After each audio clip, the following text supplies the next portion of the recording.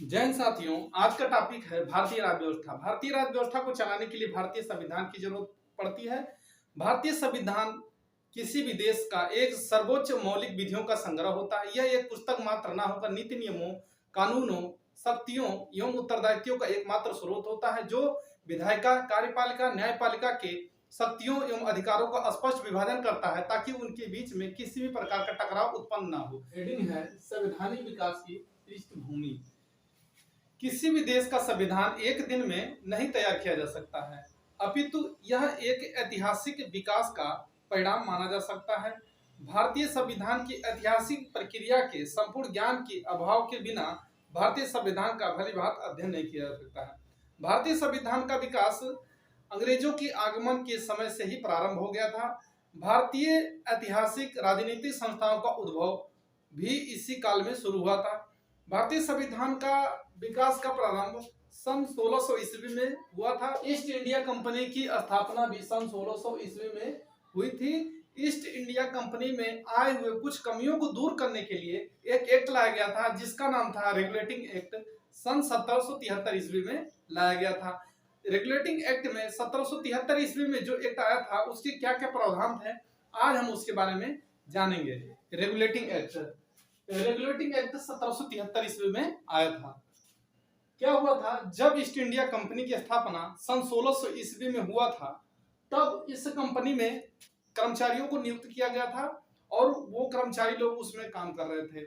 ये कर्मचारी कंटिन्यू उसमें बने रहने की वजह से इनके अंदर बहुत सारी बदलाव आया और उसके जो भी कुछ काम करने की नियम कानून थे, उसके अलग भी ये लोग कुछ करने लगे, जिसकी वजह से कंपनी घाटे में चलने लगी थी। क्या हुआ था, ईस्ट इंडिया कंपनी के कर्मचारियों की गलत प्रवृत्तियों के कारण कंपनी को हुई क्षति पर रिपोर्ट देने के लिए सन 1772 ईस्वी में लॉर्ड नाथ द्वारा गठित एक गुप्त समिति के प्रतिवेदन पर 1773 ईस्वी में रेगुलेटिंग एक्ट पारित किया गया था।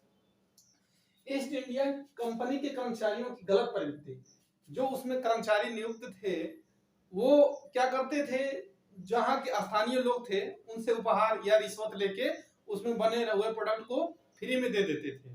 ठीक है, इस तरीके से और सारी जो कमियां थी, वो सारी कमियों को वजह से ईस्ट इंडिया जो कंपनी थी, ये कंपनी घाटे में चलने लगी थी। यही सब देखते हुए लॉर्ड नाथ ने एक गुप्त तरीके से एक प्रतिवेदन प्रस्तुत किया। किसके? ब्रिटिश संसद में। ब्रिटिश संसद ने यह रेगुलेटिंग एक्ट 1773 ईस्वी में पारित किया था। अब उसके क्या क्या प्रावधान थे, अब उसको हम जाने। रेगुलेटिंग एक्ट के प्रावधान: कंपनी के डायरेक्टरों को ब्रिटिश संसद ने कंपनी के राजस्व, दीवानी एवं सैन्य प्रशासनों से संबंधित मामलों से अवगत कराने का निर्देश दिया।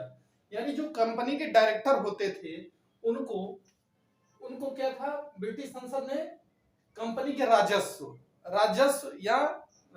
थे, दीवानी एवं सैन्य प्रशासनों से संबंधित मामलों से अवगत कराने का निर्देश दिया था। राजस्व से संबंधित जो हो गया, उसकी संपत्ति, कंपनी की संपत्ति एवं दीवानी एवं सैन्य प्रशासन, जो उसकी सुरक्षा में जो सैन्य व्यवस्था लगी थी, उन सभी में किसी प्रकार की अगर कमी आती है तो उसकी सूचना कौन देगा? डायरेक्टर देंगे। किस ईस्ट इंडिया कंपनी में दीवानी, राजस्व एवं सैन्य प्रशासन से संबंधित आई हुई कमियां या किसी प्रकार का त्रुटि होने पर इसकी सूचना किसको? ब्रिटिश संसद को देनी होती थी। किसको? डायरेक्टरों को। ठीक। उसके बाद इस एक्ट के तहत 1774 में सुप्रीम एक्ट की स्थापना बंगाल में हुई थी। इसी एक्ट के तहत 1774 ईस्वी में एक सुप्रीम कोर्ट की स्थापना की गई थी बंगाल में। उसमें क्या था, इस न्यायालय में प्राथमिक एवं अपील की अनुमति दी गई थी। अर्थात कहने का मतलब यह है कि ये जो सुप्रीम कोर्ट बनाया गया था पश्चिम बंगाल में 1774 ईस्वी में, ये किसी भी प्रकार की कोई, अगर ईस्ट इंडिया कंपनी में किसी प्रकार की कोई समस्या आपको आती है तो आप इस न्यायालय में जाकर अपील कर सकते हैं, या अपनी प्राथमिक सुनवाई के लिए आप वहां जा सकते हो। ठीक। इस न्यायालय में एक मुख्य न्यायाधीश तथा 3 अन्य न्यायाधीश थे। अर्थात कहने मतलब जब ये न्यायालय बनाया गया था, इसमें एक मुख्य न्यायाधीश होता था और 3 अन्य न्यायाधीश होते थे। इस न्यायालय में प्रथम एवं प्रमुख न्यायाधीश एलिजा एमपी थे। उस समय जब बंगाल में सुप्रीम कोर्ट बनाई गई थी, उसमें एलिजा एमपी जो सर थे, ये उस न्यायालय का प्रमुख एवं प्रथम न्यायाधीश थे। बंगाल में एक प्रशासक समिति मंडल का गठन किया गया। जिसमें जनरल गवर्नर एवं 4 प्रथम नियुक्त किए गए।